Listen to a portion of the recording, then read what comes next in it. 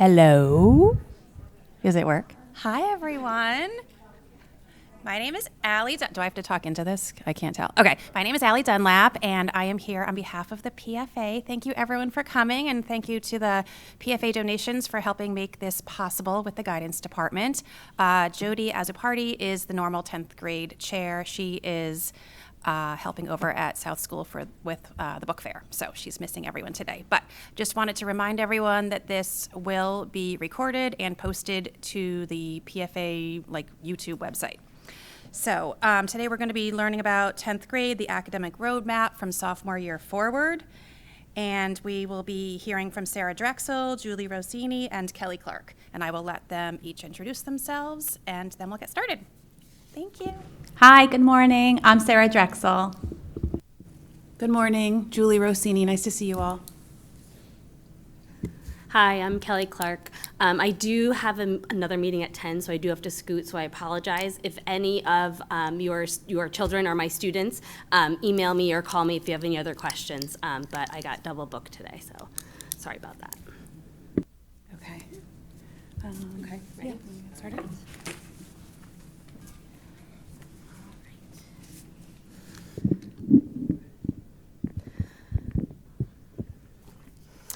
All right, so this is my first year here at New Canaan High School. I'm so excited to be here. It's been a really wonderful couple months. And so if I have your children, please reach out. The sophomores are a group that had Miss Vernon last year, so I'm excited to get to know them a little bit more and work with them over the next couple years. So as far as the agenda goes today, we're going to be covering a few different things. We'll discuss the components of what makes up the GPA for the official academic record. We'll talk a little bit about our course offerings and the course selection process, graduation requirements and standards, and setting students up for junior year. We'll discuss a little bit about Naviance, which is our platform that students use for their post-secondary interests, career and interest exploration. Freshman year, we would have met with all of your children and done an interest inventory and learned about learning styles and how to connect that with planning and organization for school. We will focus a little bit more through Naviance on the college piece as students move into junior year. And we'll look at what you can expect from Naviance and beyond. We're going to go through the presentation, and then we'll have time for questions at the end. So if you have a question, just jot it down, and we'll make sure we get to it. And if there's anything you guys want to pop in and share as I go, please do. So in general, the focus for 10th grade is about exploration, goal setting, and self-discovery. We've got the transition from 8th grade to 9th grade under our belts. The students are established in their communities as far as what they're interested in volunteering with, the clubs or activities, the sports they're in. So now they're comfortable, and now it's time to really look at, intentional goal setting. What do I want to accomplish? What's important to me as a sophomore? We want students to start to connect their future goals and potential majors. So this begins with research, and Naviance really is a super helpful tool, especially with knowing their interests and their personal learning styles to connect that with future planning for their careers and beyond. We do guide all of the sophomores through this process in the building blocks.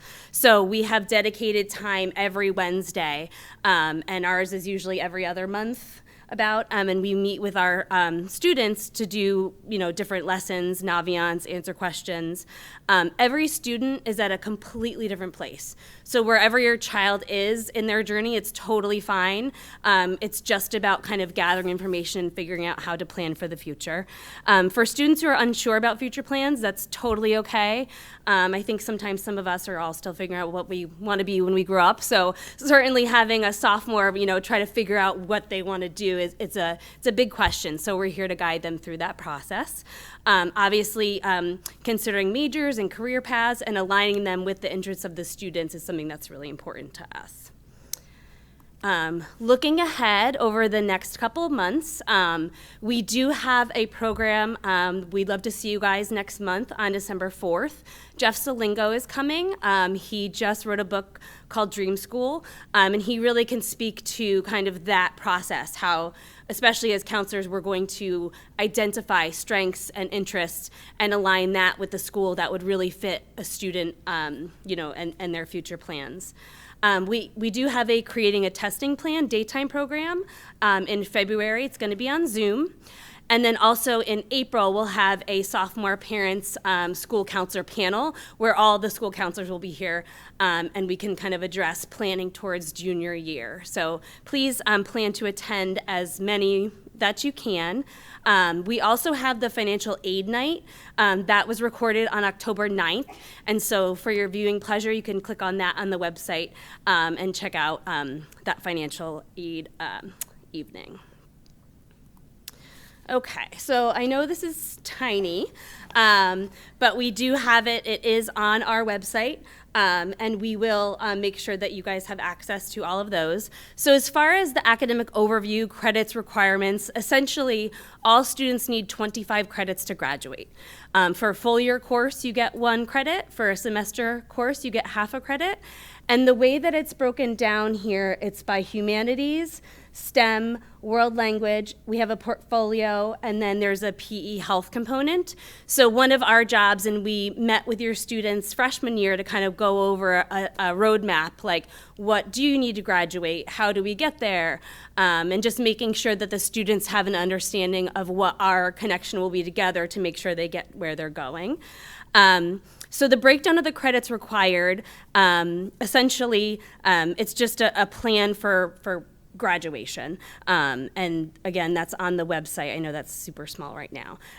Beginning with the class of 2027, which will be the current freshmen, students are required to complete 1 half-credit course for financial management. So if you have students who are a little bit older, might not have had that, that is something that is new that we're going to make sure that your students have in their schedules. So this, you might have received a copy after the freshman appointments last year. In general, after the counselors meet with the freshmen, we send a copy of this home.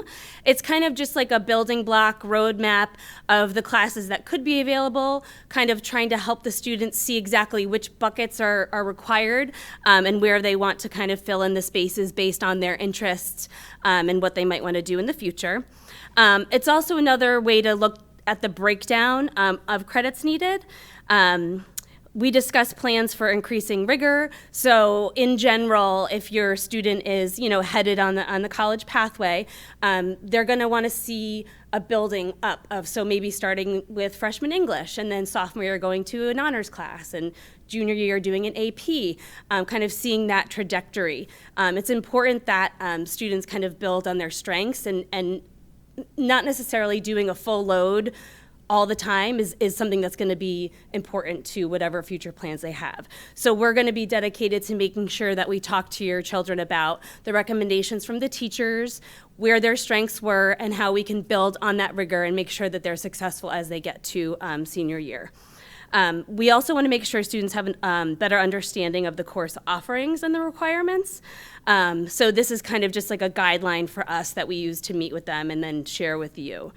And now I'm going to pass it over to Ms. Rossini. She's going to go into more detail about the 10th grade counseling lessons and the GPAs. So thank you, and I apologize again. For those of you who came in late, I do have another meeting at 10, but if you have any questions or if I'm the counselor for your child, please reach out, email me. I'd be happy to connect. So, and sorry for that overlapping scheduling.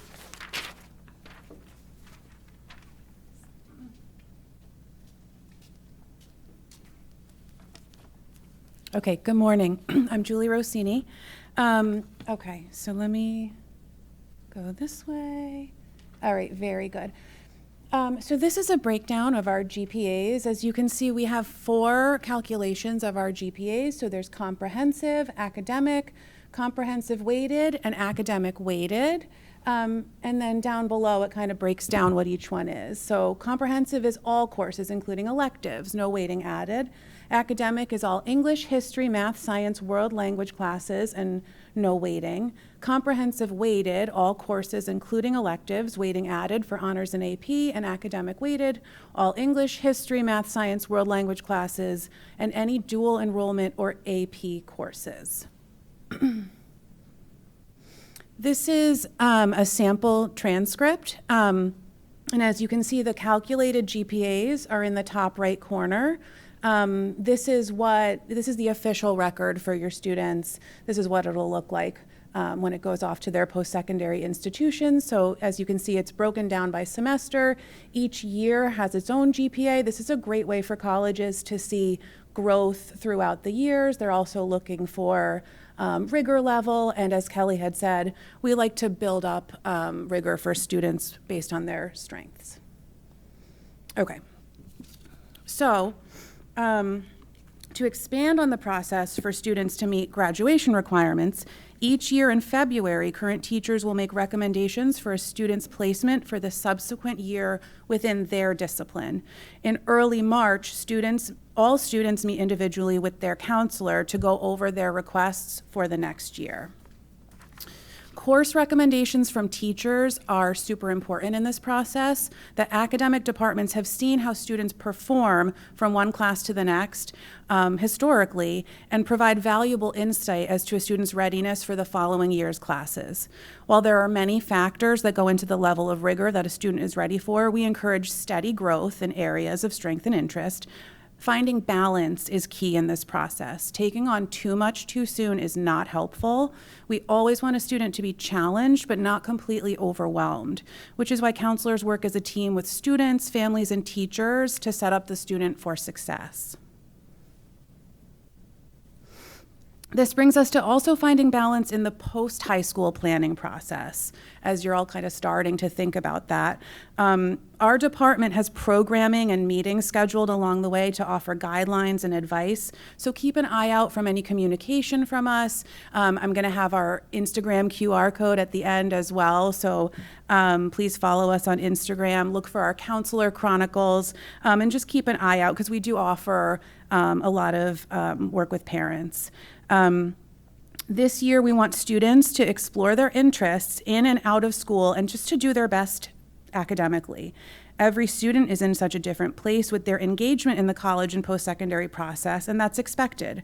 For students who are stressed about the future and students who are maybe a bit too relaxed, the approach this year can be to keep the process light and fun to increase engagement and open-mindedness. Have fun checking out a campus while on vacation, and just encourage open dialogue to get a sense of what everyone's looking for.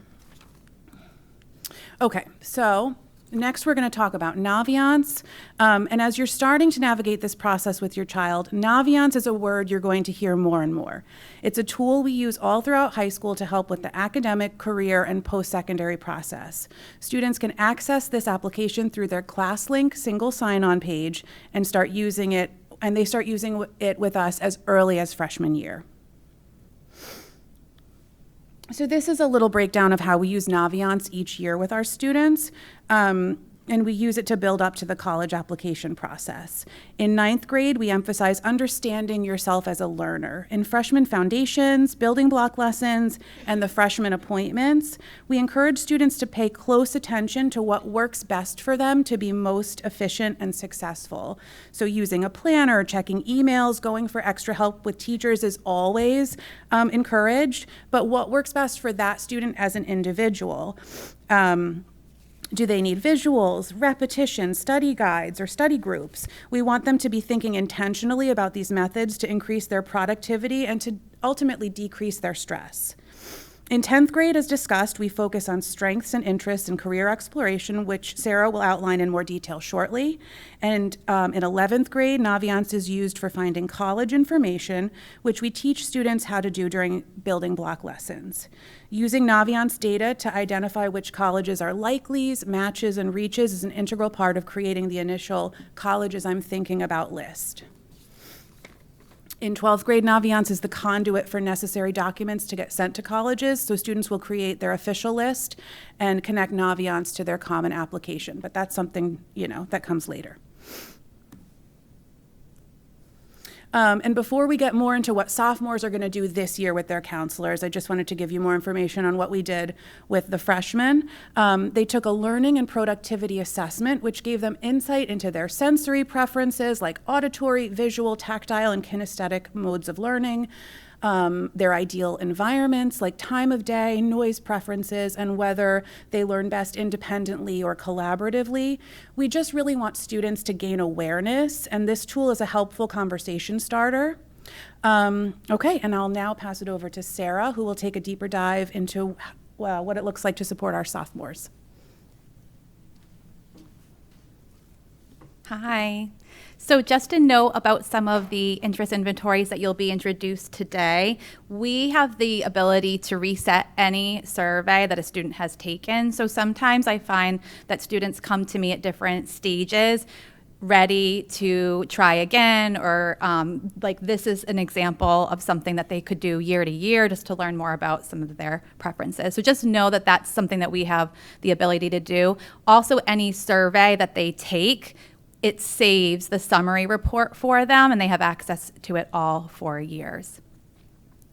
Our work with sophomores will begin with an exploration of career clusters and pathways so that students can start building connections between their time at NCHS and their post-secondary opportunities. This year, sophomores will take the Career Interest Profiler. The Career Interest Profiler is designed to align a student's interests with potential careers and college majors. It's a research-based assessment using Holland's personality theory. The Holland code is a 3-letter code made up of an individual's 3 dominant personality types out of the 6 possible options. The 6 personality types Dr. Holland identified are collectively referred to as RIASEC: realistic, investigative, artistic, social, enterprising, and conventional. A student's code can be a helpful tool in identifying a compatible career path.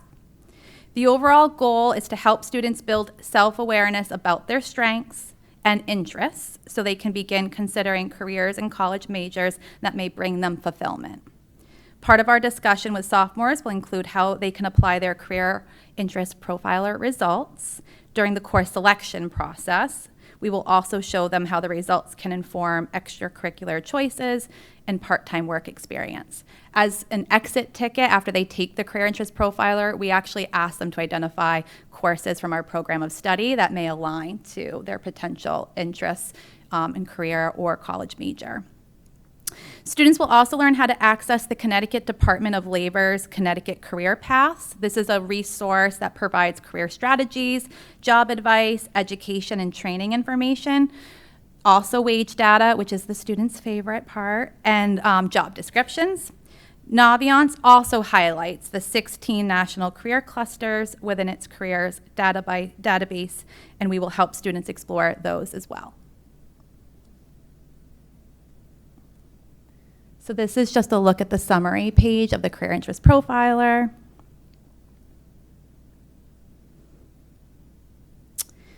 Okay, my favorite.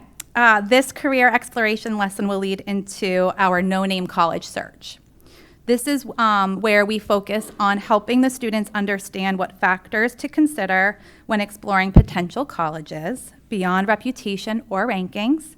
We'll encourage students to think about distance from home, campus size, and academic culture. So a little bit about how we structure our sophomore program, and also just so you know, all the school counselors are on a grade level team. So the 3 of us are the sophomore team, which is why we get to be here with all of you today, and every counselor has a different grade level team that they're on. So we felt years ago that we jumped from a career interest inventory to an advanced college search. So we had the opportunity through the building block to build in 3 opportunities where we see sophomores. So we actually see sophomores more than we see our juniors in the building block and our freshmen in the building block. We prioritize the sophomore. Sometimes I feel like they're like the forgotten class. It's like one of my favorite years that they experience in high school, but we know that there's just a lot that we can be doing with them, so we added an additional building block. So they'll do the career interest profiler. We'll meet as a team to also look at what we need to do to make adjustments for our programming each year, but that's followed by the no-name college search. And then we do get into the advanced college search. Our final counseling building block with sophomores will be the advanced college search. We will walk students through Naviance and show them how to use this resource to explore colleges. You can see up here under the colleges tab, you would click on Find Your Fit, and the advanced college search is there. Students will be able to identify characteristics of colleges that align with their needs and their preferences. Throughout this work, we will continue to emphasize the importance of fit. Taking time now to reflect on who they are as learners will make the future college search far more meaningful. Students will complete an advanced college search to begin identifying colleges of interest. And then Naviance serves as a helpful tool for tracking research and exploration.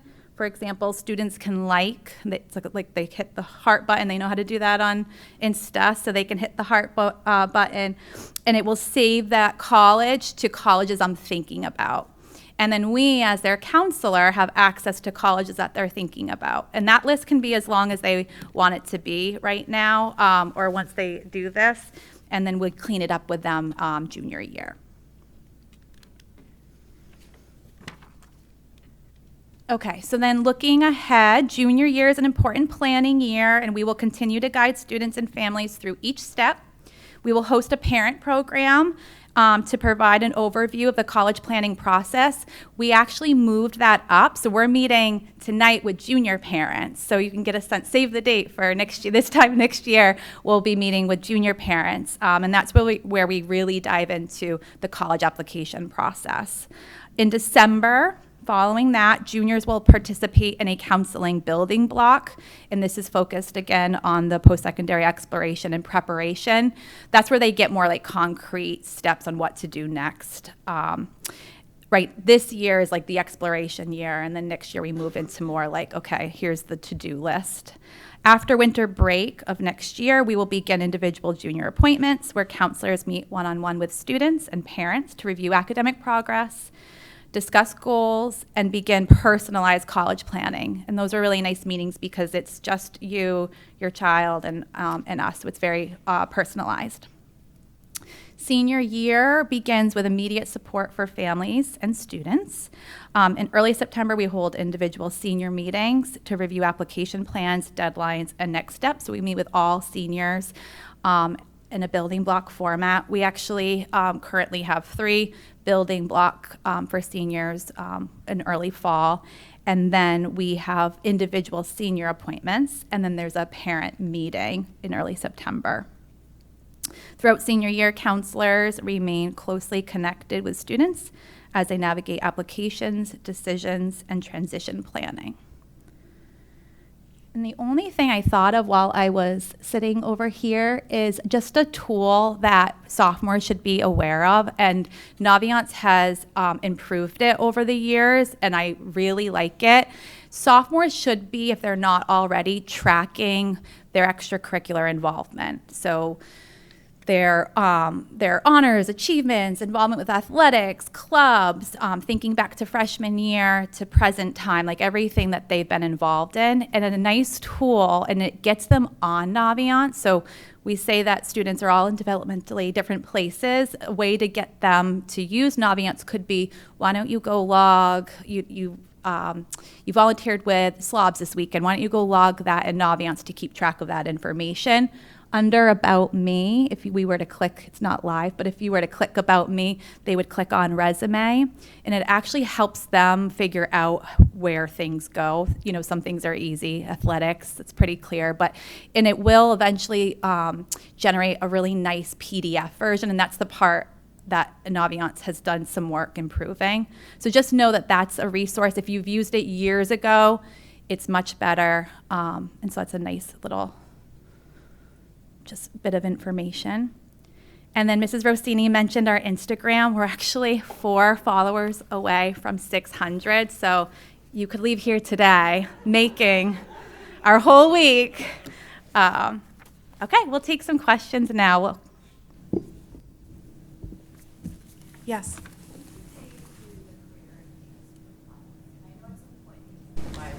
Well, so I'm wondering what the timing is for that.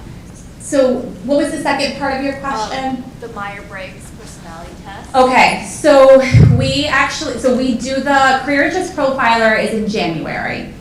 We no longer do the Myers-Briggs. It used to be the Do What You Are. They've changed the name. It's now personality type, I believe. That's still a tool that's available to students. So an example of how we can use that individually with students and guide them to that. It's very helpful if a student has a job interview over the summer and they have to learn more about like their strengths and how to speak to their strengths and also areas for growth. But that's not something that we do as a whole collective group. But it is available to them in Naviance.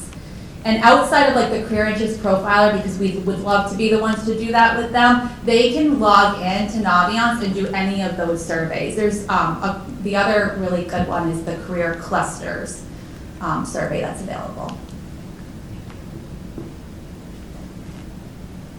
So as parents, can we just get the login from our kids and take a look in there? So, good question.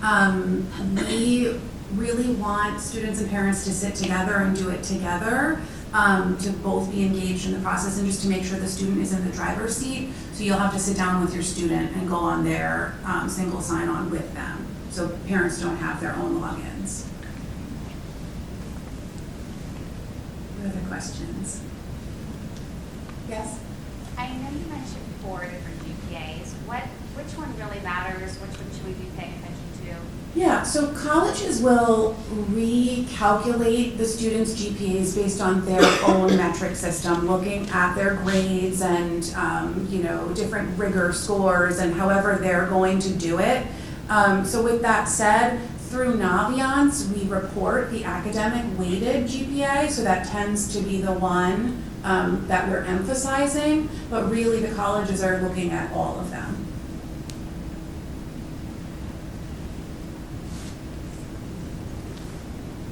Yes. There's an elective, or one of the GPAs is not included in the elective, but I noticed that some of the electives are AP courses. So in that case, how is that treated? Those fall under academic weighted. Dual enrollment as well. I think we wanted to make sure that the students did get that boost in the GPA for taking a college level course, so they are included in the academic weighted, even though they would technically be like an elective. So it just gives the students sort of that boost. Yes. A kind of tangential question. So I noticed other schools, Staples being one, gives different weighting to AP classes than honors classes. So, and it's a different number than ours. And I'm just wondering how that figures in the mix. So part of that recalculation that colleges and universities do, they may do that at their institution, and it varies. So we use the 1.075 multiplier. That said, when you look at rigor and a college kind of having eyes on the transcript, an AP class would have a higher level rigor than an honors class, even though it's getting the same multiplier.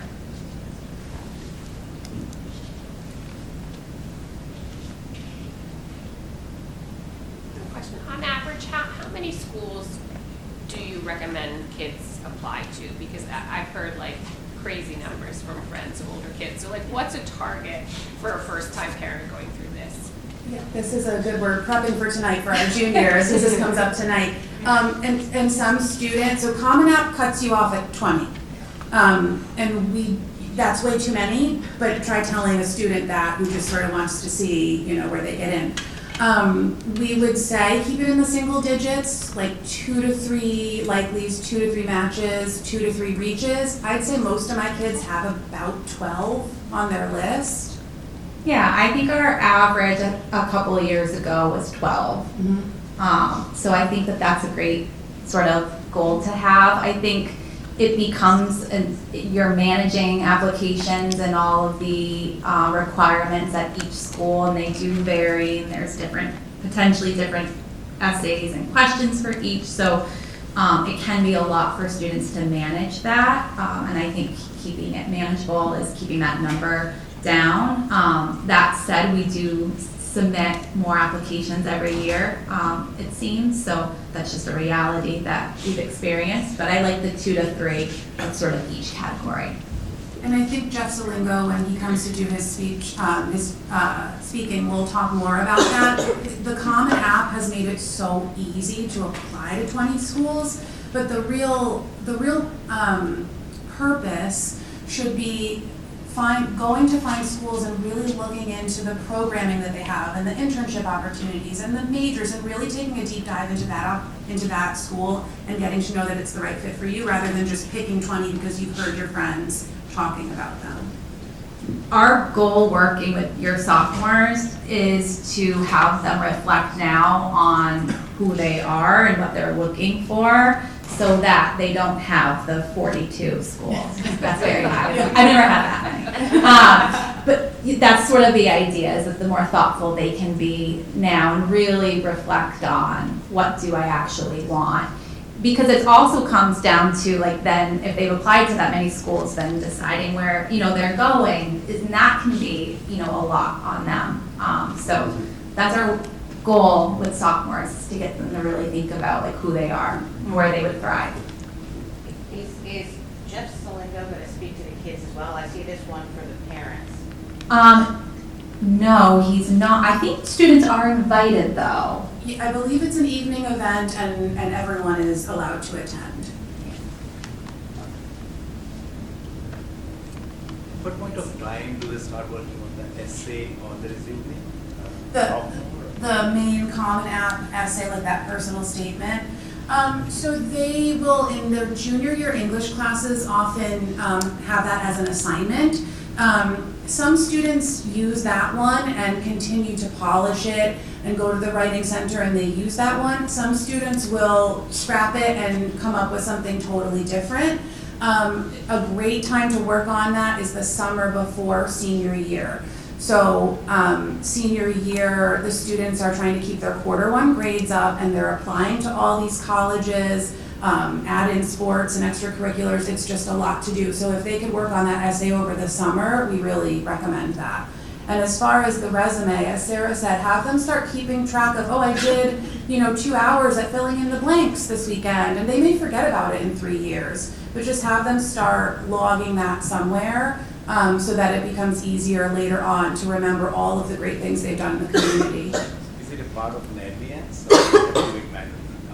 So you can create a resume in Naviance, but really it helps to have them, they can copy and paste it also later into the Common application. So it's great to have it there. We also, this is kind of getting into the weeds, so sorry it's too much information, but we also require a senior profile to help us write their letter of recommendation. So every student will get a counselor, a glowing counselor letter of recommendation, really talking about their strengths and their personality. So they're gonna need that for us as well. So if they can have it all in one place, copy and paste it, makes it much more efficient. Yeah, and don't feel like you have to tell them, go into Naviance and use that resume. It's just a tool to be aware of. Google Doc works great, and then they can add you as collaborators, and that is something we want students in that, the driving seat when they're ready for that. However, when it comes to activities, and that is something where parents are really helpful to be a part of that process. Another thing to note just about the essay, because people told me this for years and it took me a very long time to really see it. There's so much growth that happens the summer of junior year going into senior year. So oftentimes that first draft that they do junior year, when they revisit it, like Mr. Rossini said, they'll either scrap it or they'll expand on it. And they really do. There's a maturity that happens. There's just evolution in their writing that happens. So that summer time frame, like June and July are great college essay months. Do they have an opportunity to take a PACT? I know they took obviously the PSAT, but did it in a time setting or? Not formalized here, like we administer the PSAT sophomore and junior year. That said, the Zoom presentation that we have creating a testing plan every February. In the past, we've had Summit. We partnered with Summit. I know that they're local. They do offer a pre-ACT. ACT has also expanded their prep that's available to students. That's free prep that they can do. We don't do anything officially here, though.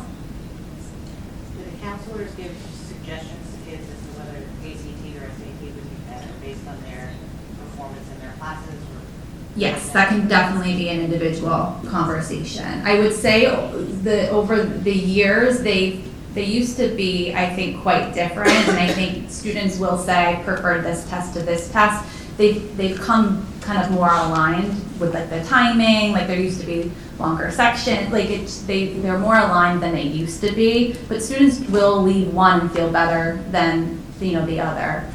And a lot of times the scores are very comparable. You're not going to see a huge change in scores, but I think sometimes students that like that rapid sort of quick answer might enjoy the ACT pacing, and some students who really like to sort of think more abstractly and take a little more time with the question and kind of figure out what the question is asking, prefer the SAT. So trying a practice of either can be really helpful. So can you do both? Yeah. Well, and they all do take the SAT here, March of their junior year, and then some students do decide to also go the ACT route. Yeah, it's the Connecticut State test that we use, the SAT. And they take the PSAT twice with us, so that's just sort of the one that they're most familiar with unless they're seeking out the ACT outside. And so the ACT has to be done somewhere else? We do offer, we're a testing site, but we just don't offer it during the school day. Like for the SAT, we automatically sign up every kid and they've got a room to go to. We don't do it during the school day here. You just have to sign up through ACT.org. Yeah. I know that for a while, a lot of schools during COVID were test optional. I'm just kind of curious, are you guys seeing that now schools are not as test optional, or everyone's submitting their SAT scores and things like that? Kind of curious about the trend. So it's still, test optional, I think will be here to stay. Some of the highly selective schools are going back to requiring tests. I think students last year submitted test scores, I think it was 40% of our seniors. Last year, Common App ran numbers and more students are submitting scores. It's not quite what it was pre-COVID, but they're certainly on the rise. So I think we'll continue to see test optional as an option. That said, we are seeing now things like test preferred, so it's not required. Each school sort of handling it a little bit differently. And with the test optional schools, their averages that they're posting are always inflated. So then if a school is now requiring again, and it's not a top highly selective school, their averages are going to be more reasonable as well. So it's just sort of something to factor in. And when we sit down with our juniors and our seniors, we have lots of data to say, if it's over this number, it could help you. Otherwise, don't bother sending it. So we can really help advise with that. You guys use the example of swabs and filling the blanks as part of that. Are they gonna need to put that detail in?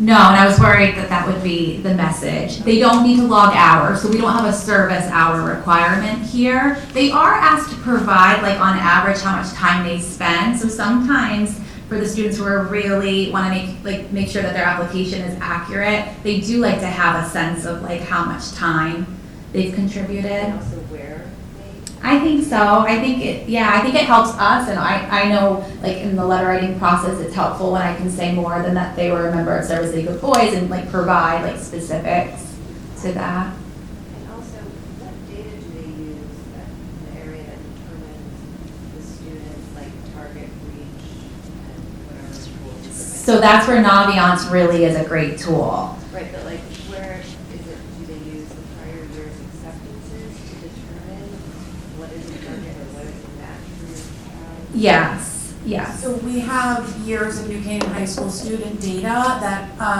and then it's put into a really helpful visual, which many of you have probably heard of the scattergrams in Naviance. That's the most used probably tool. in there. So it'll show, and we'll get more into this with the junior education for parents, but it's essentially, it'll show with your GPA and your test scores sort of where you fall in the students that have been accepted. And so it's a really great visual to be like, oh, this is actually a reach for me because I'm a little bit below the average, or I'm high up here, so this one's a likely for me.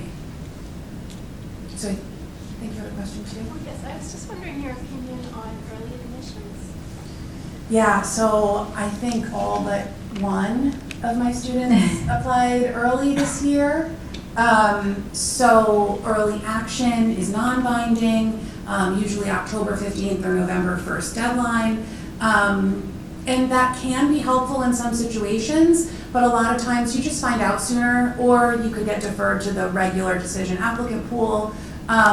Early decision is not for everybody, but early decision is the binding option. So the students get one early decision pick, but that's a family decision as to whether the student would 100% want to go there, even if they got into some of their other schools as well. So the early decision option can give you a boost as far as your acceptance. It's not going to move the needle so far, but it could give you a little bit of an edge to get in. So we talk through all of that with the families. And colleges are pretty transparent with their numbers, so you can see like what percentage of students are admitted through early decision, if that's something, and early action too. Going back to the filling the blanks example, can you explain on, I guess it's the Common App, like how many spots, because if they're building their resumes right now, right, like in terms of where they volunteer, can you explain kind of how many things they can list and what information is looked for? Yeah, I so filled it there's- out with my daughter, but it was a long time. Yeah. But I mean, it used to be 10, but I think you're right, how many hours per average? I can't remember what it was. Yeah, and also with the hours thing, like students are like, I don't remember exactly, I think it was around 20, and I'm like, just put 20, it's Right, but, like, okay, as what long as you're should close, they but be yeah. doing now, So, or kind of tracking? And again, if they spent a couple of hours somewhere, that's wonderful, but if they've got, so there's 10 spots on the Okay. common application, so you want to do the 10 most impressive things, and so you don't have to fill all 10, because sometimes it can just look like filler as well. So yeah, so there's 10 spots, and I don't know if it's like 100 characters per, like you just put a little blurb, like gained leadership experience through working with this population, and you just put a sentence, and then that's it. What we do as counselors is we bring those, any volunteer work or extracurricular opportunities, we bring it more to life in their letters, so we have more space. So we can really talk about what the student got out of it and what their favorite and most rewarding experiences were and how they grew. So it's helpful for us to have that information too.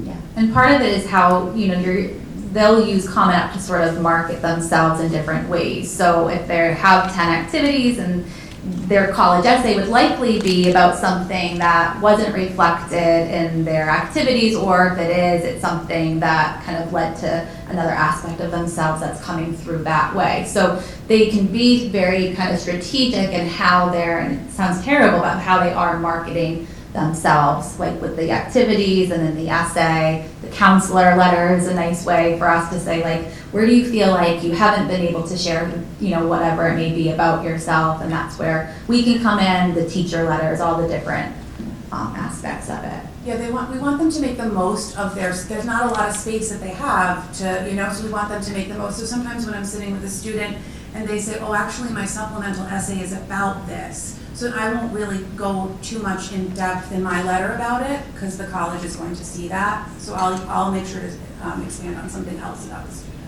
And many schools will allow students to upload and it's optional. I haven't seen it required anywhere yet, a resume. So if they feel like the 10 was really hard, or they wanted to kind of explain in more detail because you don't have a lot of characters to work with, they often are able to upload an optional resume.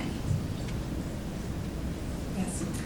So our kids took the PSAT, got the results, and so they see where they did well. There's some areas that probably need some work. Is there help provided by the school to bolster those areas for the kids, or any guidance around that, or?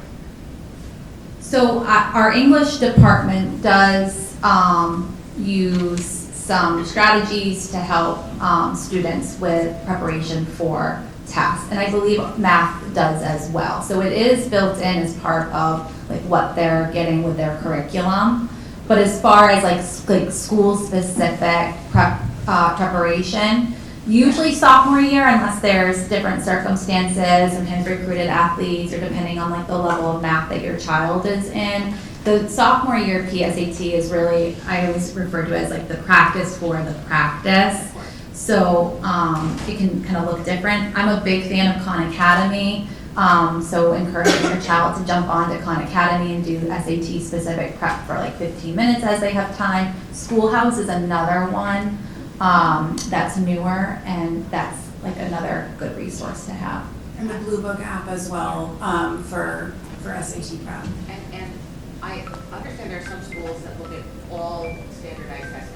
It's pretty rare for that to happen. I know Georgetown, but I don't, Yeah. are there more? Because that's the worry about taking things, because, you know, schools could see that and it may just have been something to try, like an ACT and SAT. Yeah, in my experience, it's usually a Georgetown thing, and those students tend to be aware of the situation. But yes, I mean, I think it could look a little strange if they took it 8 times, you know, but otherwise it hasn't been much of an issue.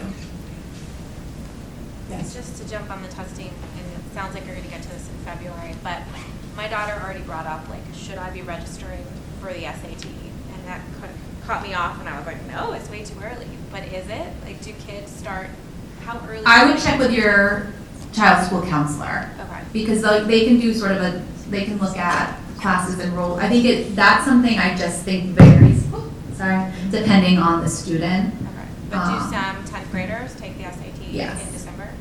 Some do.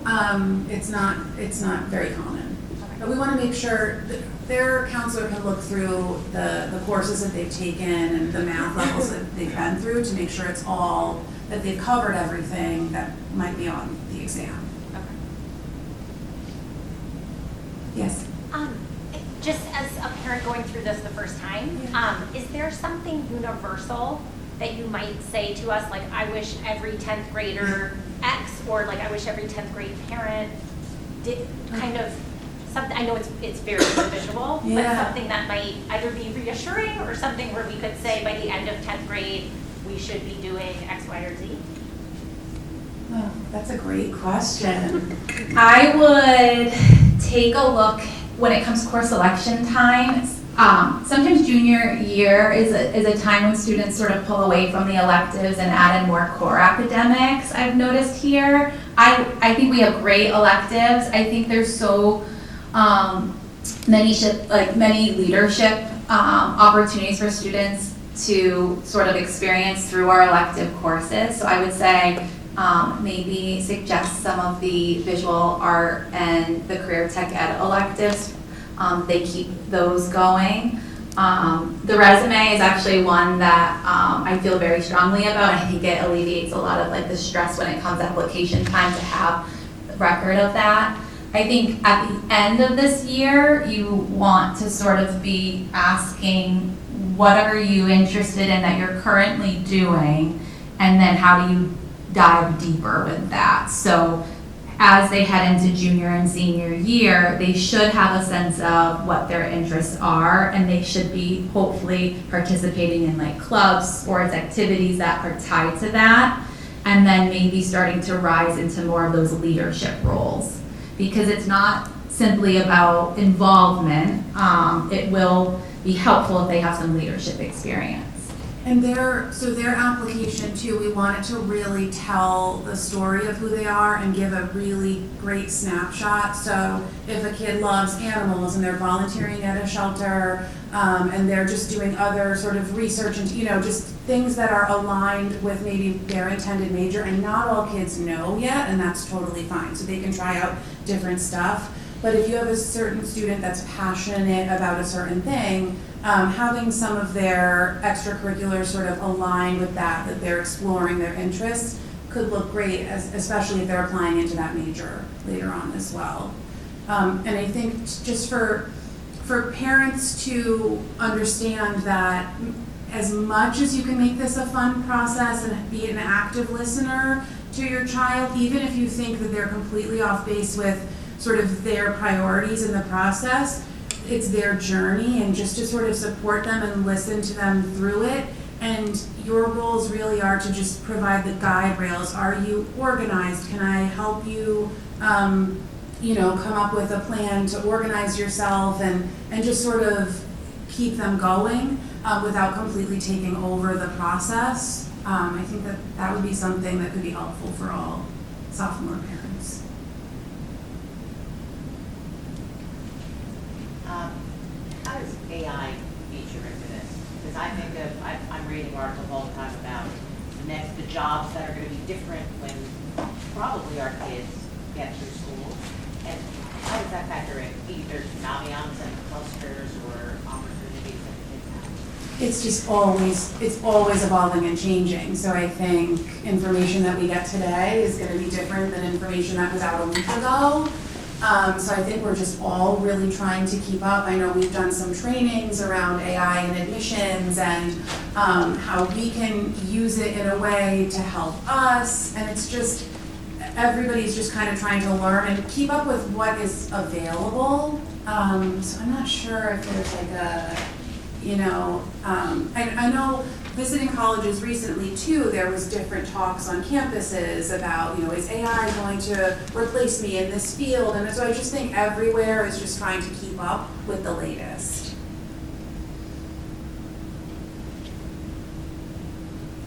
Any other questions?